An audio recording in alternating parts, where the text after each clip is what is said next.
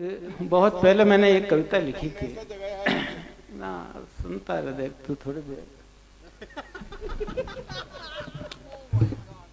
आपने एक पिक्चर आई थी पान सिंह तोमर, देखिए किसी ने? हाँ सर देखिए ना। ये पिक्चर अभी 3-4 साल पहले बनी होगी है। हाँ। मैंने कविता लिखी थी करीब 25-30 साल पहले मैंने कविता लिखी थी पान सिंह तोमर पे। भिंड मुरैना के पास एक जगह हुआ करती है, वहाँ का रहने वाला था पान सिंह तोमर। हो सकता है वो डाकू बन गया, जंगल में चला गया, पुलिस के हाथों मारा गया, कोई ताजुब नहीं। मुझे सन और तारीख याद नहीं, लेकिन पान सिंह तोमर वो था जिसने किसी न किसी एशियाड में इस देश के लिए स्वर्ण पदक जीता था, एक धावक के रूप में। इतना बड़ा नाम जिसको विदेश तक भी जानते हों, आखिर क्या मजबूरी रही हुई कि गांव आया, चम्बल की भीड़ में चला गया, पुलिस के हाथों मारा गया। कारण कुछ भी रहा हो, मैंने जो मेरा मन था, जिस तरह की मैंने उसकी कहानी सुनी, मैंने एक कविता लिखी है, सुनिएगा। सरहद का एक सिपाही। मैं सरहद का एक सिपाही हूँ, सरहद का एक सिपाही, मैं सरहद का एक सिपाही हूँ, सरहद का एक सिपाही। मैंने लहू का दिया जलाया, मैंने लहू का दिया जलाया, मैंने लहू का दिया जलाया, दिए ने घर में आग लगाई। मैं सरहद का एक उसके घर की स्थिति कि खाली कमरे बर्तन रीते, पेट में पलने लगे पलीते, हम सांसों की लेते जुगाली, है मुन्ने का टिफिन भी खाली। एक बिटिया के हाथ कुंवारे, दूजी अपनी उम्र उघारे। बाबुल कहाँ कभी क्यों हर से, माँ की अखियाँ झरझर बरसे। बाबुल कहाँ कभी क्यों हर से, माँ की अखियाँ झरझर बरसे।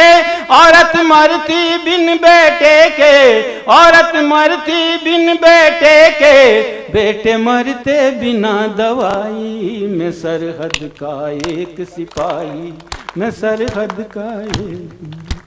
सिपाही ने एक बात सीखी कि तुमने कहा तू आगे बढ़ जा, लो मैं बढ़ गया बिना विचारे। तुमने कहा तू सूली चढ़ जा, लो मैं चढ़ गया बिना विचारे। तुमने कहा करम ये कर जा, लो मैं कर गया बिना विचारे। तुमने कहा वतन पर मर जा, लो मैं मर गया बिना विचारे। बिना विचार फर्ज पहचाना, मिट्टी को चंदन कर माना। वतन को माना है वरदान, भूलाना बेबस इंसान। घर नीलाम हो गया मेरा, रहन है मेरा शाम सवेरा।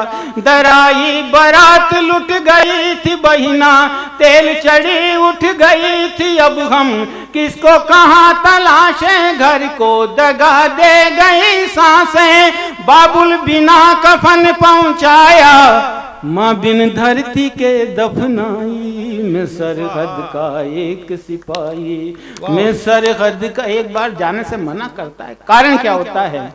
मैं अपना फर्ज जानता हूँ, ना जाने का भी कारण है। इसका भी एक पड़ोसी के घर का ही एक उदाहरण है।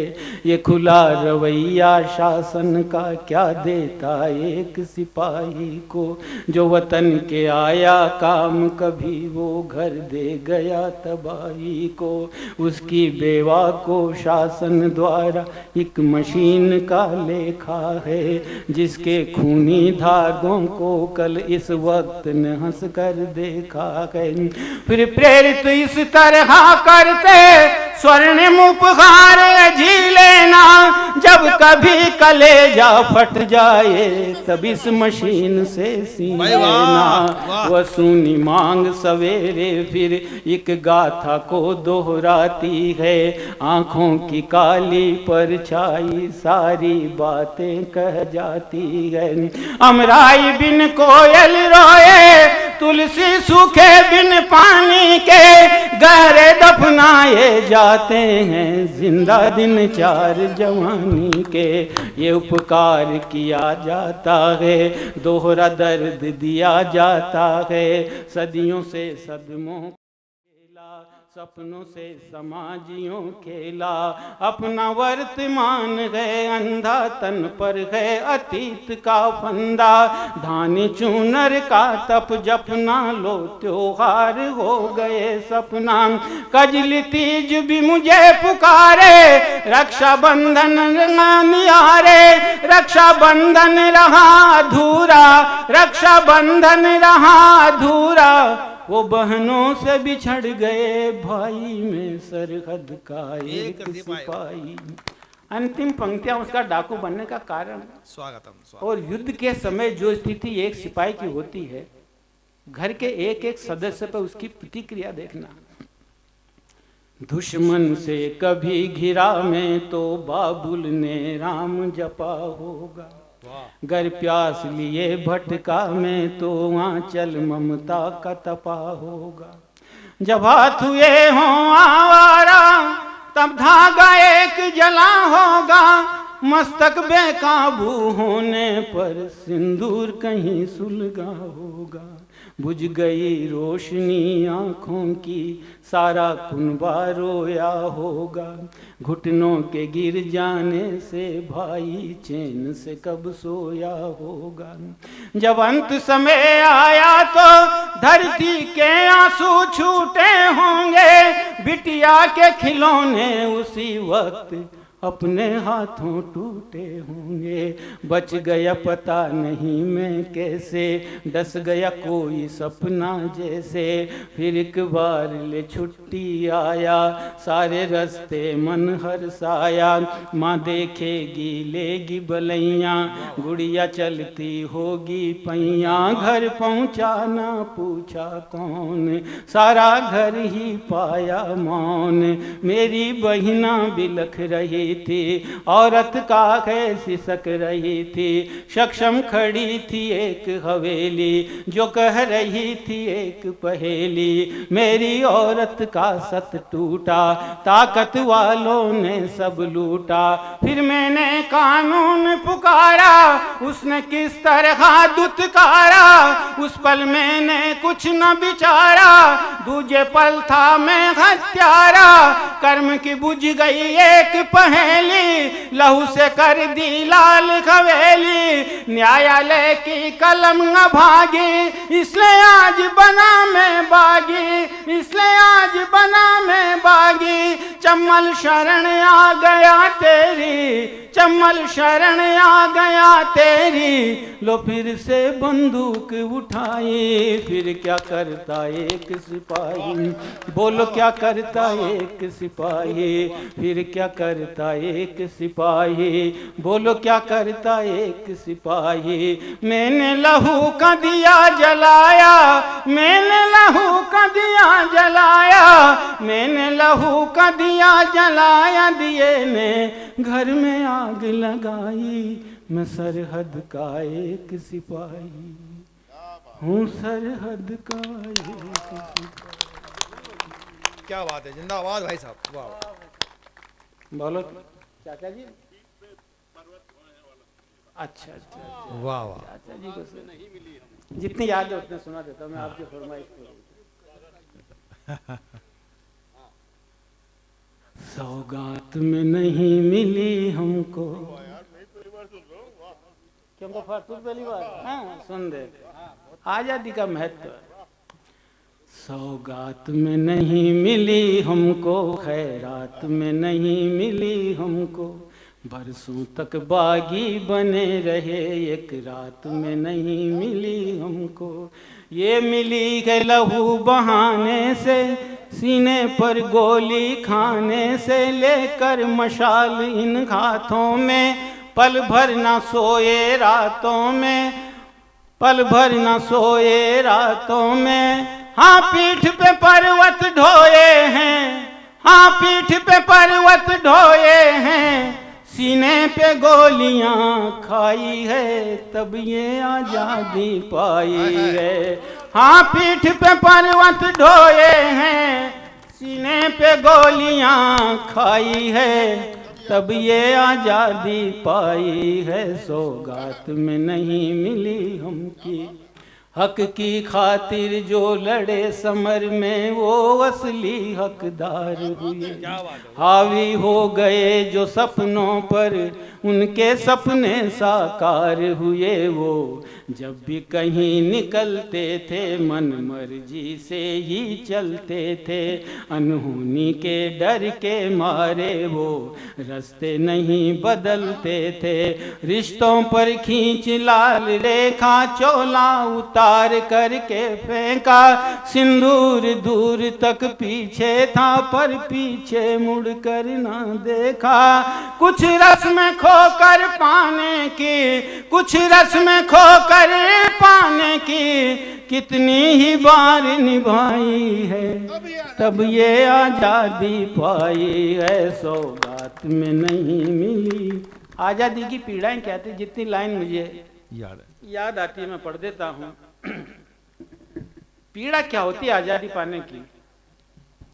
हाँ, पीड़ाएं ऐसी कि कल्पना तक मुश्किल से आई हो। जैसे पक्के घर में कच्चे नाखूनों से सेंध लगाई। फिर भी हिम्मत ना हारी थी, बारी बारी तैयारी थी। खुद ने ही खुद को नकार दिया, उनमें ऐसी खुददारी थी। वो पर्वत से भी ऊपर थे, पाताल से गहरी आंखें थी। वो हवन कुंड के भीतर थे और चारों ओर सलाखें थी। जब किसी को जलते देखा तो, जब किसी को जलते देखा तो खुद भीतर आग लगाई है, तब ये आजादी पाई है। सौगात में नहीं मिली हमको। वाह वाह।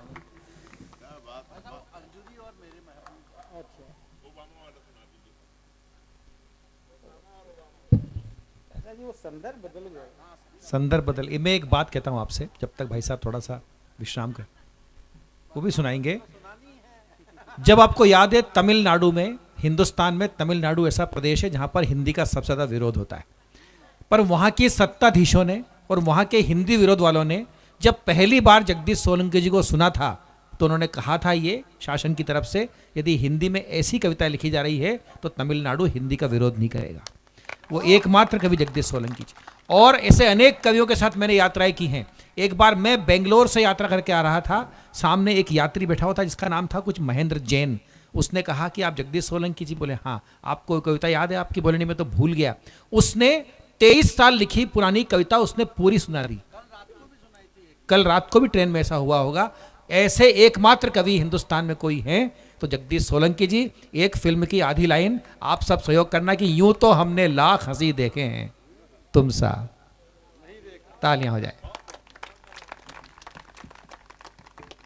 बेटा पन्ना है, याद नहीं है मुझे, मैं सुना दूंगा। वो सुना देंगे भाई साहब। पत्थर की हवेली, वो भी याद। पत्थर की हवेली, पत्थर की हवेली। कोशिश करता हूँ। दरअसल क्या है कि एक कवि सम्मेलन में 2 या 3 कविताएं सुनानी पड़ती है। जो जुबान पर चढ़ी होती है वो सुना देते हैं, लिखी तो क्या करो कोई। पत्थर की हवेली है दरवाजे कांच के, पत्थर की हवेली है दरवाजे कांच के। भीतर जाने वाले जाना अक्षर बांच के। है शालीन इबारत पर अश्लील अर्थ है, क्या फिर भी तू भीतर जा पाने में समर्थ है। जाएगा तो गुजरेगा फिर ऐसे दौर से, गर ना समझा हो तो तू आज सुन ले गौर से। तेवर तानाशाही के बदलने लगे हैं, आदमखोर खाद से मचलने लगे हैं। काली आंधी तैयारी मंडराने के लिए, जहरीली गवादियाँ बुझाने के लिए। ये सरकारी तंत्र का षड्यंत्र है यारों, बाहरी खतरे का दिखावा मंत्र है यारों। ना संभला परिवार ना परिवेश संभला है, मानवता पर मानव का चौतरफा हमला है। जब खास खास लोगों की हत्या घर में हो जाए, तमाम आदमी को भारत में कौन बचा पाए। खुद को ही अपनी काया रखनी संभाल के, प्रेरी सफदरजंग सा बैठा हर डाल पे। क्या मालूम कब अंतिम अक्टूबर आ जाए, बिना किसी संकेत लहू के बादल छा जाए। हादसों के हाथों का लंबा इतिहास गए, आजादी का अर्थ हादसा आस पास गए। पहले गया अमन गाथों से फिर दाब गया, आरक्षण को लेकर पूरा देश बेताब गया। कश्मीर की गंद भी बरसों से जाहिर गए, कुछ लोगों की मिन्नत मक्कारी में माहिर गए। खादी का रवैया अवसरवादी हो गया, जो न्याय पर न्यौछावर था फरियादी हो गया। हर इंसान सब कुछ सहने का आदी हो गया, और आधा हिंदुस्तान उग्रवादी हो गया।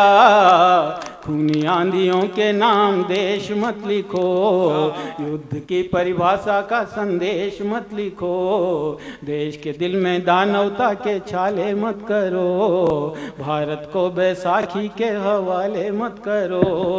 आदमी पहले ही भूखा नंगा है यहाँ, सर्वगुण संपन्न तो लफंगा है यहाँ। क्यों गलियों चौराहों में फिर से दंगा है यहाँ, बस सब कुछ सहने के लिए तिरंगा है यहाँ। बस सब कुछ सहने के लिए तिरंगा है यहाँ। क्यों पापियों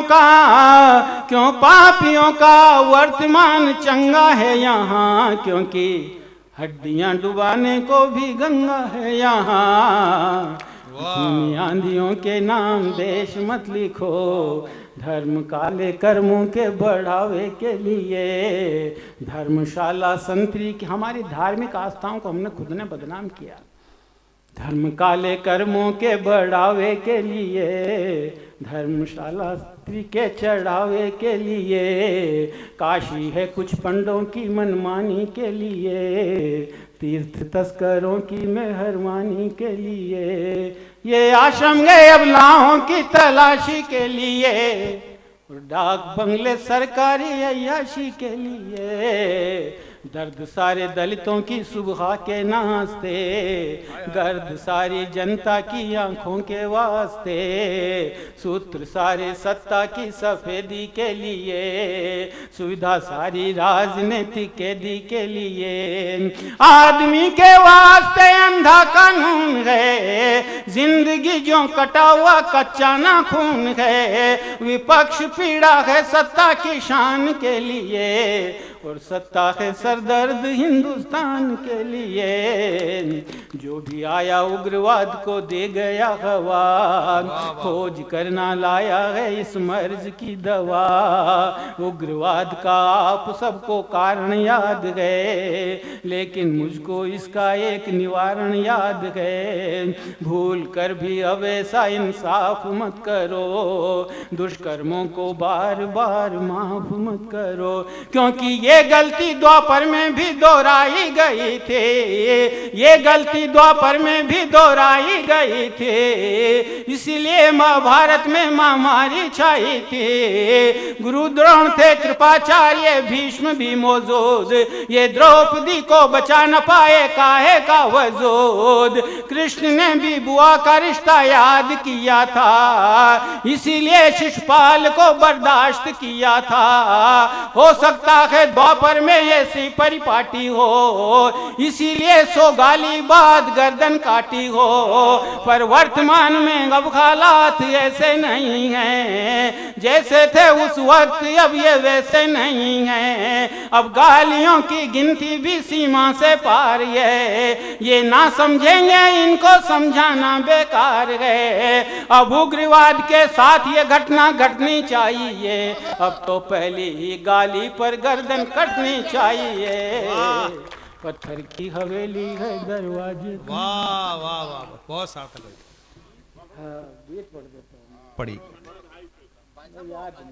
पन्ना रहे। हाँ, जब तक गीत का चयन हो, मैं आपको एक बात बताता हूँ। हाँ बता देता कि मैं भी दुनिया में ऐसा कौन सा कवि है जो खड़ा होता है मंच पे, लोग बोलते हैं और सुनाओ। एकमात्र जगदीश सोलंकी ऐसे कवि हैं, बदनाम बस्ती सुनाओ, पत्थर की हवेली सुनाओ, 30-40 गीतों के शीर्षक सुनाए जाते हों, वो हिंदुस्तान में केवल एक कवि का नाम है जगदीश सोलंकी, एकमात्र कवि। दुनिया के कितने बड़े कवि हों, कितने बड़े टीवी स्टार हों, और सुनाइए, वंस मोर, लेकिन गीतों के शीर्षक सुनाए जाते हैं वो नाम से, और गीतों की कई कविताएं गीत याद होते हैं, लाइनें याद होती, वो एकमात्र कवि हैं। हम उनको सुन रहे हैं, एक बार बजाएं तालियां, हम उनसे नया अगला गीत सुनते हैं। अरे मैं एक अद्भुत गीत सुनाता हूँ आपको। अद्भुत वाला बस सुनने चाहिए। इस तरह का गीत मैंने एक ही लिखा, जो वो कहते थे ना, वो पहले बीच में एक प्रथा थी नवगीत। हाँ, नवगीत मैंने कोशिश की थी, उसमें 2-4 लाइनें नवगीत की, बाकी नहीं है, चिंता मत कर। हाँ, वो सुनना इस गीत को। हाँ बिल्कुल, नवगीत को दाद भी देना, ठीक है ना।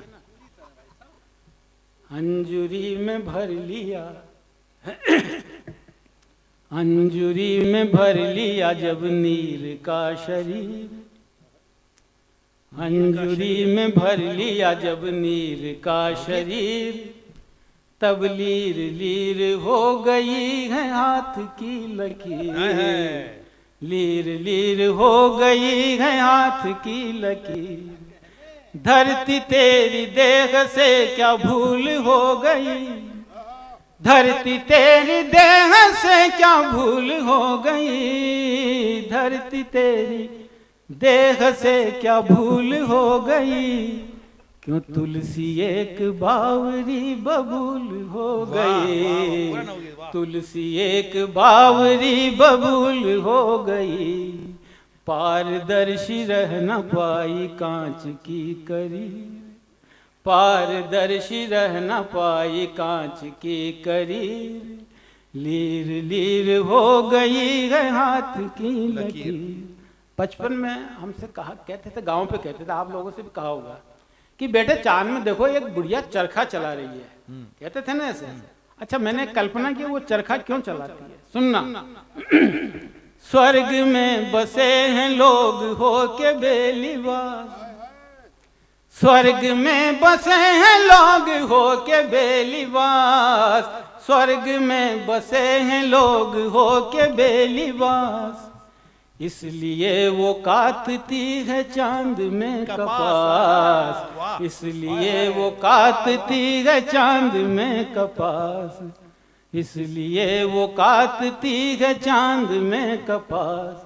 तो दर्द इस तरह बढ़े, दर्द इस तरह बढ़े जो देश में फकीर, दर्द इस तरह बढ़े जो देश में फकीर, लीर लीर हो गई है हाथ की लकीर, लीर लीर हो गई है हाथ की लकीर। एक मेरे मन का गीत समझता हूँ, बता जाओ चाचा जी।